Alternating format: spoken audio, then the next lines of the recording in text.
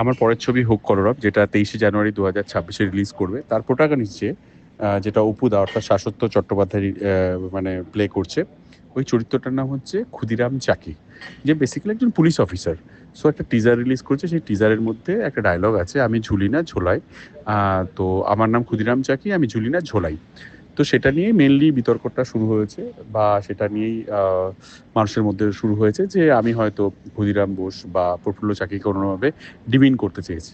দেখো, আমি কখনোই এমন কাজ করবো না যেটাতে আমাদের মহাপুরুষরা মহাপুরুষদের ছোট করা হয়। এটা একটা পুরোটাই আমার মনে হচ্ছে যে না বুঝে ব্যাপারটাকে নিয়ে একটু জলঘোলা করা হচ্ছে। সিনেমাটা দেখলো না, টিজারে এক এক রকম এক একটা জিনিসকে বলা হয় আর কি। দেখো, কারোর নাম যদি ক্ষুদিরাম চাকি হয়, সে কখনোই ক্ষুদিরাম বসুর সঙ্গে তার তুলনা করা যেতে পারে না। বা কারোর নাম যদি দেখো, আমাদের একজন ক্যামেরাম্যান আছে, তার নাম পিভি চাকি, প্রেমেন্দ্র বিকাশ চাকি, সে ক্যামেরাম্যান। আমি একজনকে চিনি ক্ষুদিরাম দাস, ক্ষুদিরাম দত্ত। সো আমি যদি একজন এখন ধরো নরেন্দ্রনাথ দত্ত যদি বলে আমি এটা চরিত্র করি, তাহলে তাকে কি আমি নরেন্দ্র মোদীর সঙ্গে তুলনা করে ফেলবো? এটা তো হতে পারে না। এটা একটা সিনেমা, এটা সিনেমার পুরো সিনেমাটা আমি দেখি, রিলিজ হোক, সেখানে সিনেমাতে আদৌ কোথাও কিভাবে বলা হয়েছে বা কেন বলা হয়েছে সেটা ক্লিয়ার হবে। কখনো টিজারে সেটা ক্লিয়ার হয় না। এটা একটা প্রোপাগান্ডা। জাস্ট আমার মনে হয় যে কিছু মানুষজন তাদের আইটি সেল থেকে প্রথম এটা শুরু হয়েছিল, সেখান থেকেই আমরা বুঝতে পেরেছিলাম যে এটা নিয়ে একটু খেলা হবে। সো এই খেলাটা শুরু হয়েছে এবং ন্যাচারালি মানুষজন আমাদের বাঙালির আবেগে সেটাকে চেষ্টা করছে সেই আবেগটার সঙ্গে জড়িয়ে দেওয়ার।